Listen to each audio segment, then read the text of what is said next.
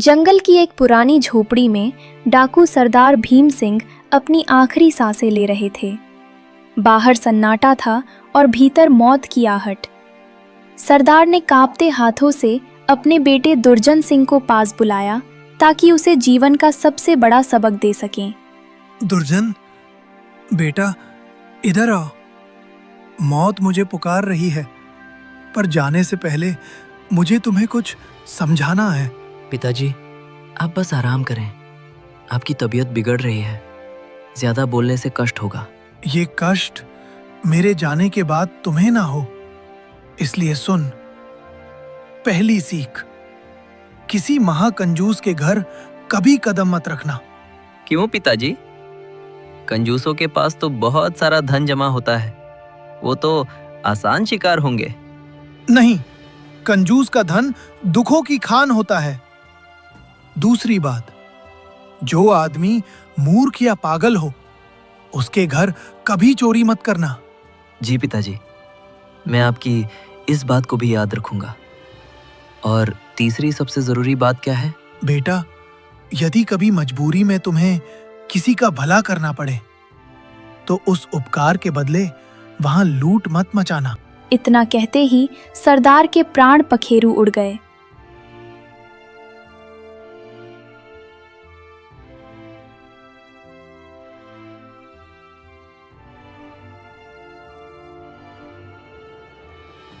कुछ महीने शांति से बीते, पर जल्द ही घर में दरिद्रता छा गई।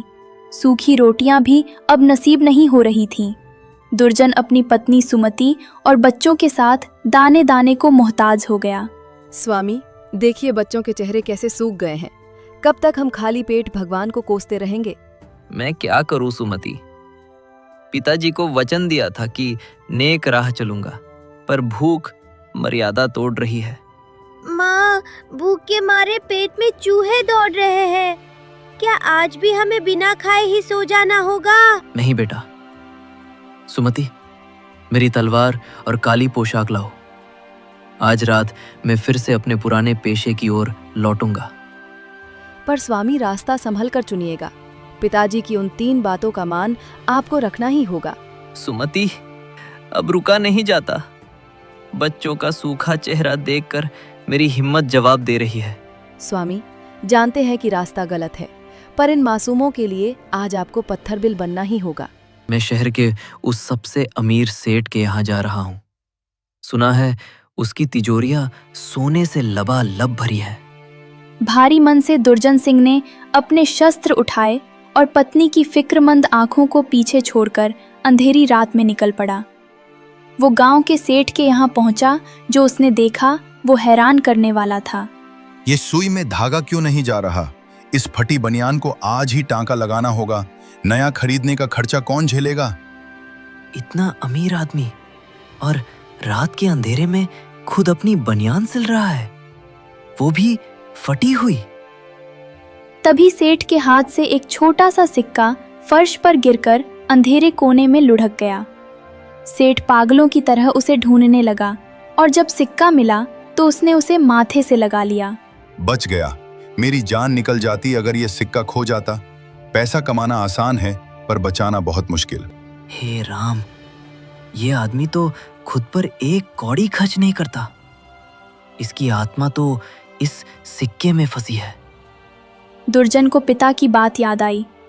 कंजूस का धन बद्दुआएं लाता है।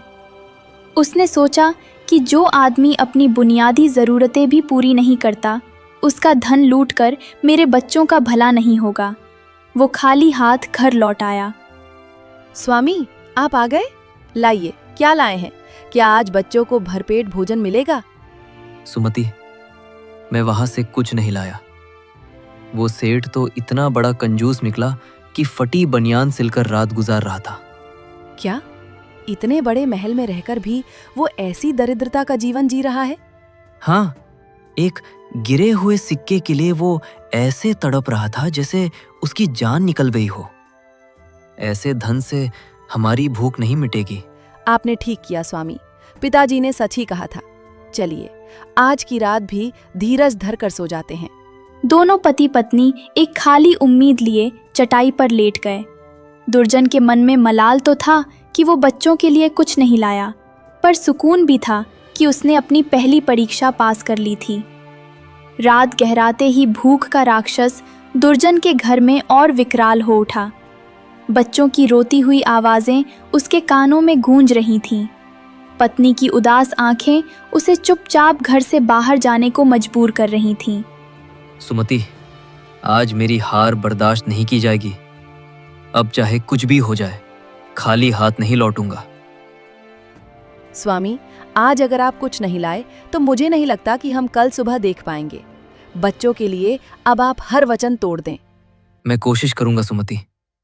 आज मैं उस जमींदार के घर जा रहा हूं, जो नगर का सबसे धनी और सनकी आदमी है।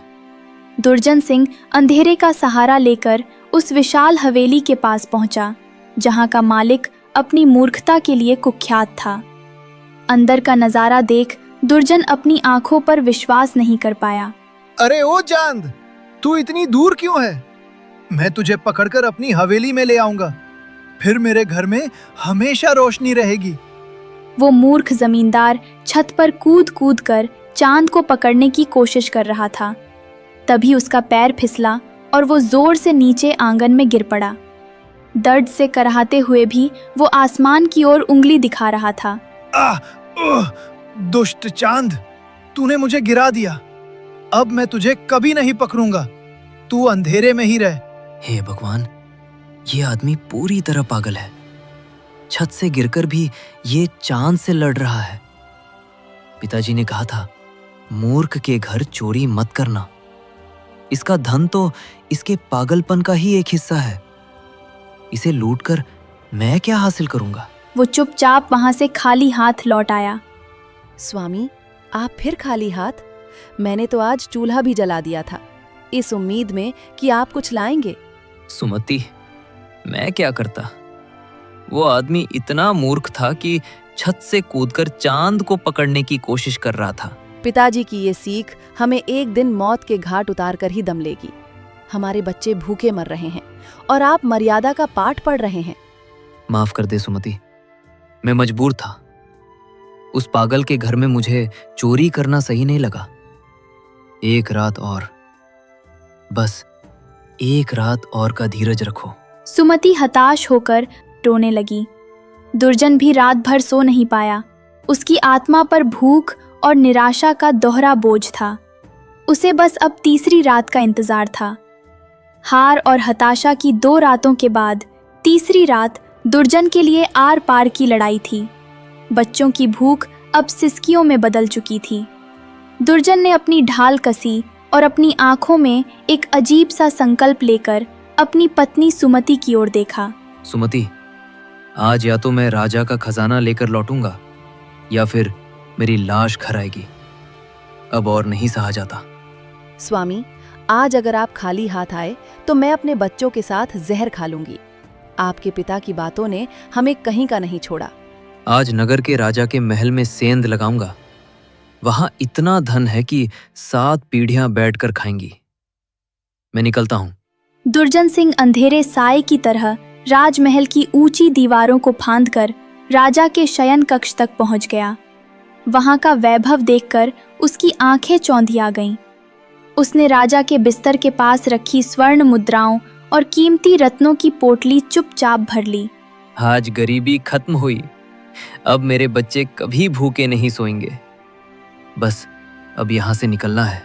जैसे ही दुर्जन वहां से निकलने वाला होता है, उसकी नजर एक विशाल कोबरा नाग पर पड़ी, जो राजा के बेड के पास बैठा था। राजा गहरी नींद में थे और सांप डसने के लिए अपना फन उठा चुका था। दुर्जन का दिल तेजी से धड़कने लगा। अगर मैं चुपचाप गया तो राजा मारा जाएगा, पर अगर तलवार निकाली तो शोर होगा और मैं पकड़ा जाऊंगा। दुर्जन ने एक पल के लिए अपनी जान की परवाह नहीं की। उसने फुर्ती से अपनी तलवार निकाली और बिजली की तेजी से सांप के 2 टुकड़े कर दिए। राजा की जान बच गई, लेकिन दुर्जन को तभी पिता का तीसरा वचन याद आया, जिसका भला करना वहां चोरी मत करना। पिताजी, आपने मुझे किस मुसीबत में डाल दिया। मैंने राजा की जान बचाई है। अब इनका धन लूटना पाप होगा। भारी मन और भीगी आंखों के साथ दुर्जन ने भरी हुई पोटली वही जमीन पर रख दी। उसने सांप के कटे हुए शरीर को देखा और खाली हाथ महल से बाहर निकल गया। जब वो घर पहुंचा तो सुमति उसका इंतजार कर रही थी। सुमति, मैं आज भी खाली हाथ आया हूं। मैंने वहां राजा की जान बचाई और पिताजी के वचन के कारण धन छोड़ दिया। धिक्कार है, आपके पिताजी हमें जीते जी मार डालेंगे। उन्होंने ऐसी सीख क्यों दी जो बच्चों का निवाला छीन ले? सुमति, शांत हो जाओ। मेरे पिताजी ने जो कहा था उसमें कोई तो राज होगा। मैं उनकी बात पर अटल रहूंगा, चाहे मौत ही क्यों ना आ जाए। आप और आपकी ये बातें, कल सुबह जब बच्चे जागेंगे तो मैं उन्हें क्या खिलाऊंगी? क्या आपकी ये ईमानदारी उनका पेट भरेगी? पति पत्नी के बीच काफी देर तक बहस होती रही। सुमति गुस्से और भूख के मारे रोती रही, जबकि दुर्जन पथराई आंखों से सुबह का इंतजार करने लगा। उसे नहीं पता था कि ये काली रात उसके जीवन का आखिरी अंधकार था।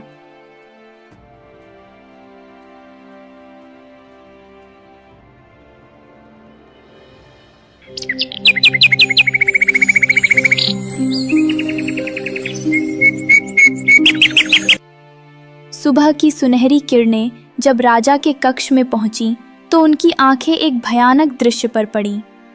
बिस्तर के पास पड़ा कटा हुआ काला नाग देख राजा के पसीने छूट गए। उन्होंने गौर किया कि पास ही उनके बहुमूल्य गहनों की पोटली भी रखी थी। राजा का मन सोच में डूब गया। हे ईश्वर, ये क्या चमत्कार है। मौत मेरे इतने करीब थी और मुझे खबर तक ना हुई।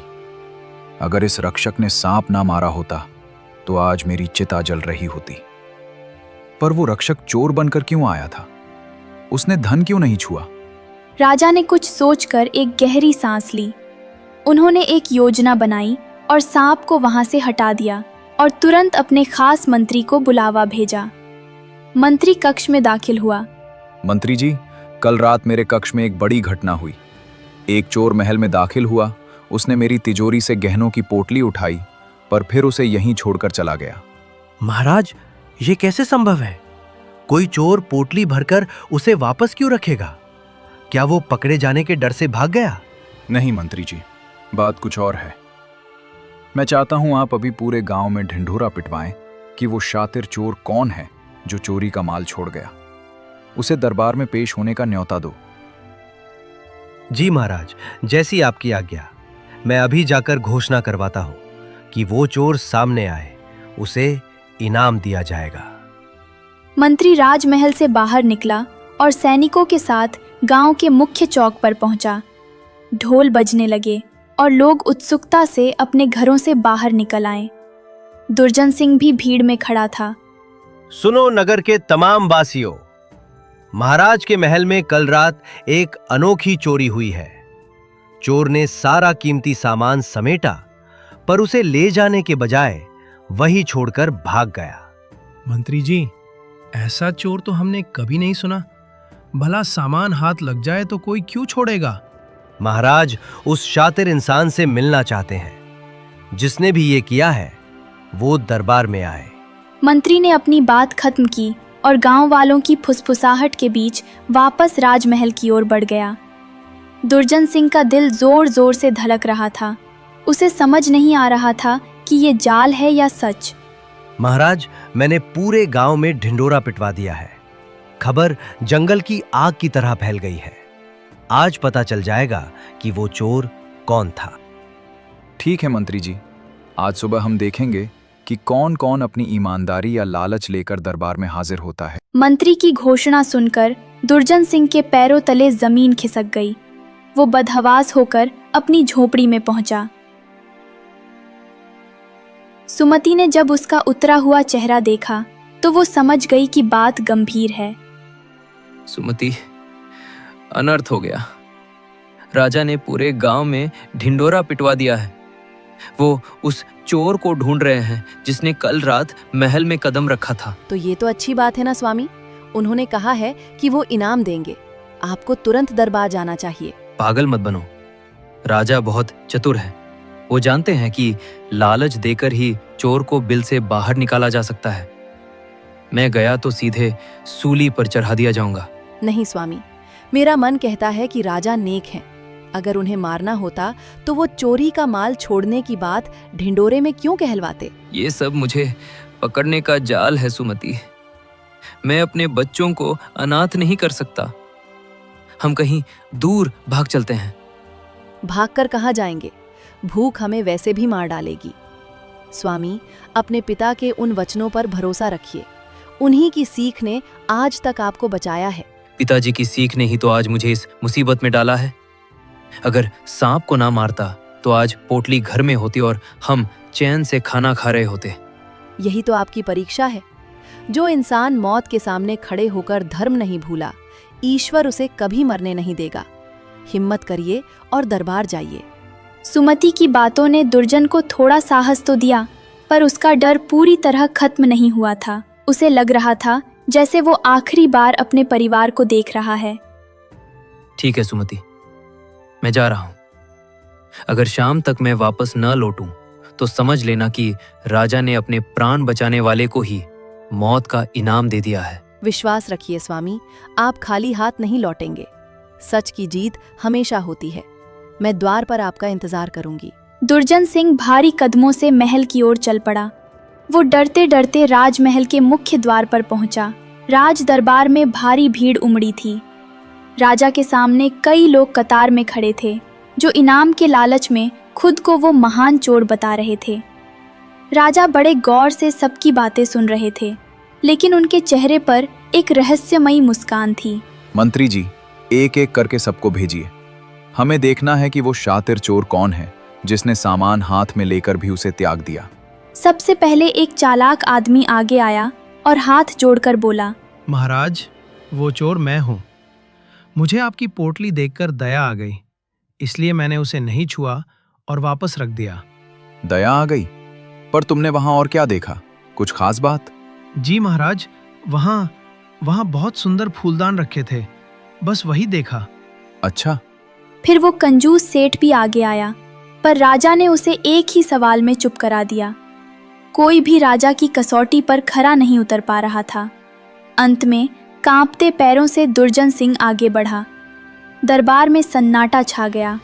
महाराज, वो पापी मैं ही हूं। मैं कल रात आपके कक्ष में चोरी करने घुसा था। मैंने गहने भी उठा लिए थे। अच्छा, फिर तुमने गहने वापस क्यों रख दिए? क्या डर गए थे? नहीं महाराज, जब मैं पोटली लेकर भागने वाला था तभी मैंने देखा कि एक जहरीला सांप रेंगता हुआ आपकी ओर बढ़ रहा है। मैंने अपनी तलवार से उसके 2 टुकड़े कर दिए। सांप मारा? फिर तुमने चोरी क्यों नहीं की? महाराज, मेरे मरते हुए पिता ने सिखाया था कि जिसका भला करो वहां चोरी मत करना। आपकी जान बचाकर मैंने आप पर उपकार किया था, इसलिए पिता के वचन का मान रखने के लिए मैं खाली हाथ लौट आया। दरबार में सन्नाटा छा गया। राजा अपनी जगह से उछल पड़े। उन्होंने अभी तक किसी को नहीं बताया था कि वहां सांप मरा पड़ा था। दुर्जन के मुंह से ये बात सुनकर उन्हें पक्का विश्वास हो गया कि यही वो सच्चा इंसान है। दरबारियों, देखो, यही वो वीर है। मैंने सांप की बात गुप्त रखी थी ताकि असली रक्षक खुद अपनी जुबान से ये सच बोले। राजा ने तुरंत आदेश दिया कि तराजू लाया जाए। दुर्जन सिंह को एक पलड़े पर बिठाया गया और दूसरे पलड़े पर सोने की मोहरें रखी गईं। उसे सोने से तौला गया। बेटा दुर्जन, तुम डाकू नहीं, एक महान आत्मा हो। तुम्हारी ईमानदारी बेमिसाल है। आज से तुम मेरे दरबार के मुख्य दरबारी होगे और महल की सुरक्षा की जिम्मेदारी तुम्हारी होगी। दुर्जन सिंह अपनी झोली भरकर और नौकरों के साथ घर पहुंचा। सुमति ने जब अपने पति को इस मान सम्मान के साथ देखा तो उसकी खुशी का ठिकाना न रहा।